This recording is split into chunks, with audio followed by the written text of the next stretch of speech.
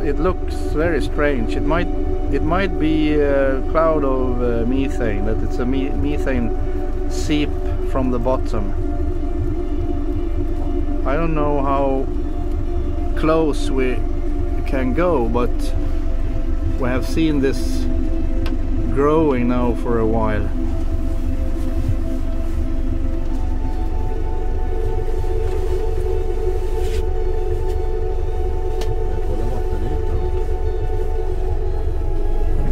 Stefan, have you ever seen something like it?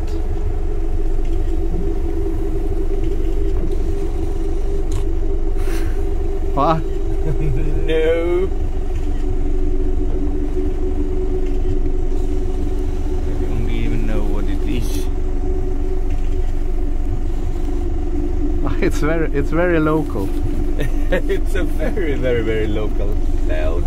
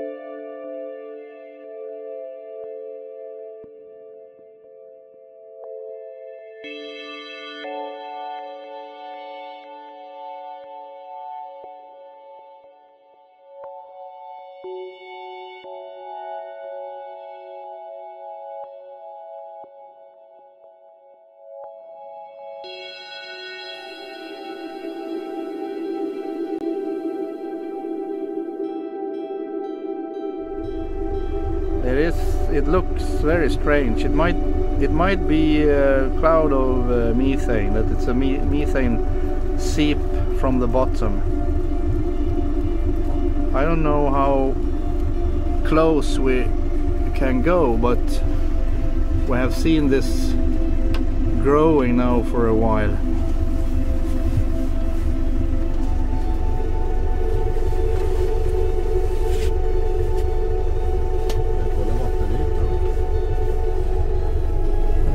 Stefan,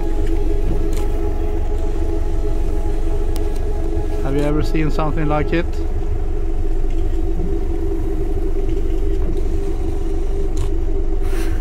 What? No. I don't even know what it is. It's very local. It's a very local cloud.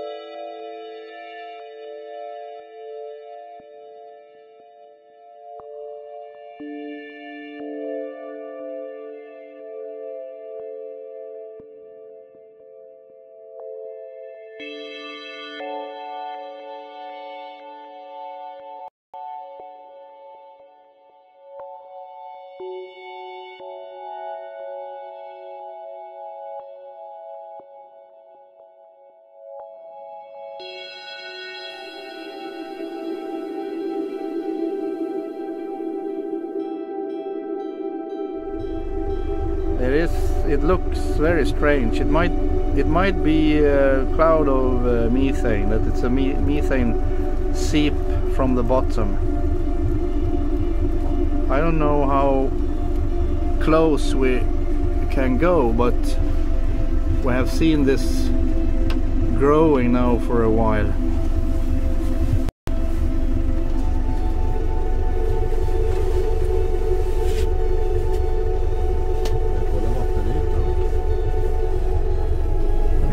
Stefan,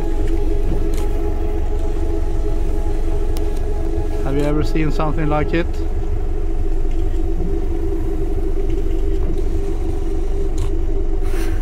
What? No. I don't even know what it is. It's very local. It's a very, very, very local cloud.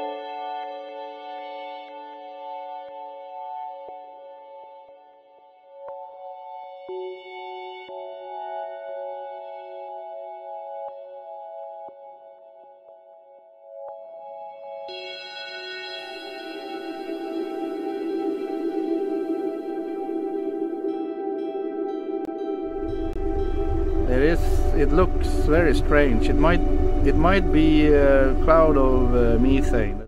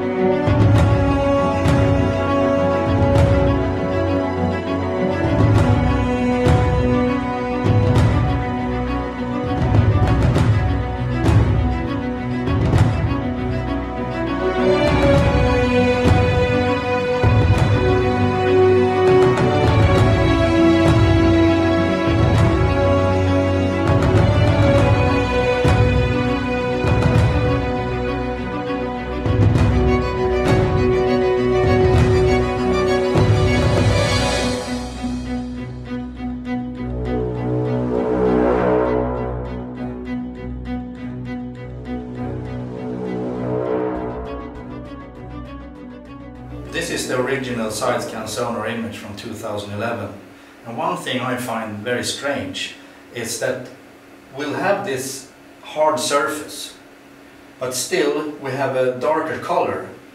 If it is a hard surface, it should have this white color all over it, but instead it looks like the bottom, which consists of clay and mud, which is very soft.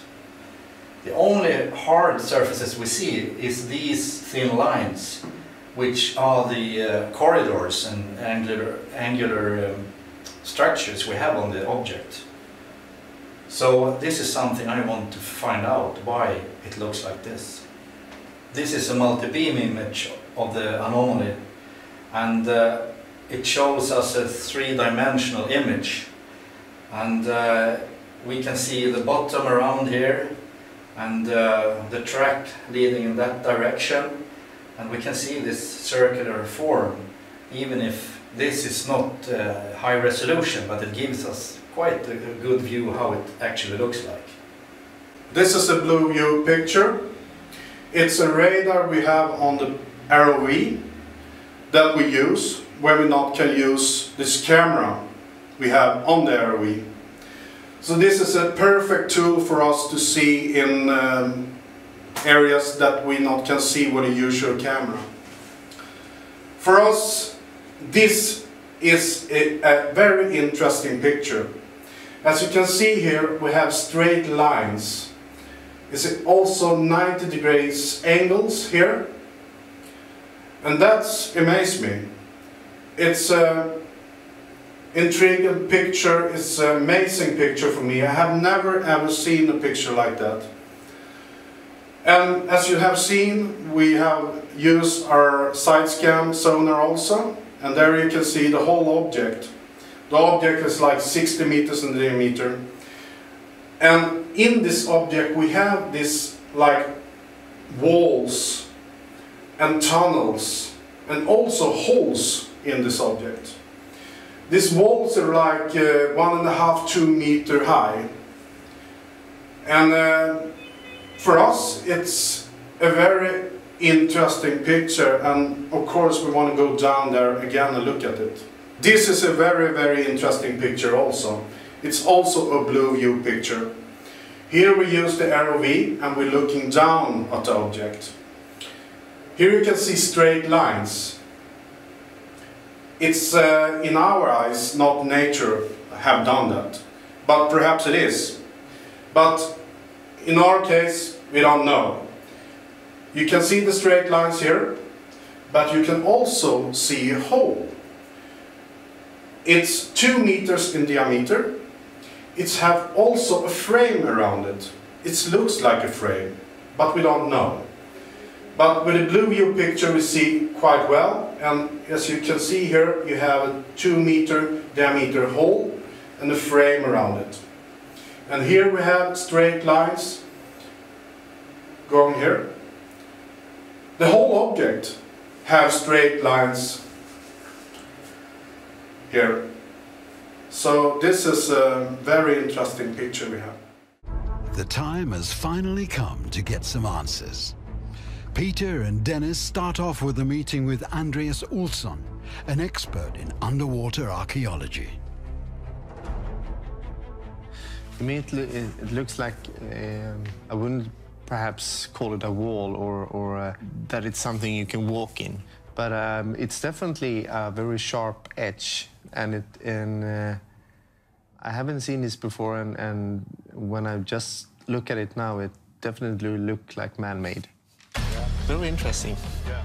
It's looked man-made in my eyes, but he's the knowing guy, scientist, and when he says things like that, I'm just.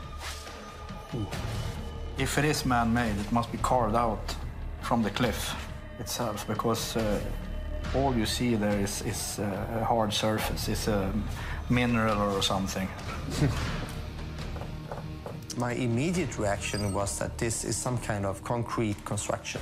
Something modern, I would think 20th century or perhaps late 19th century. But it definitely, from the imagery, it looks like it could be man-made. To me, it looks like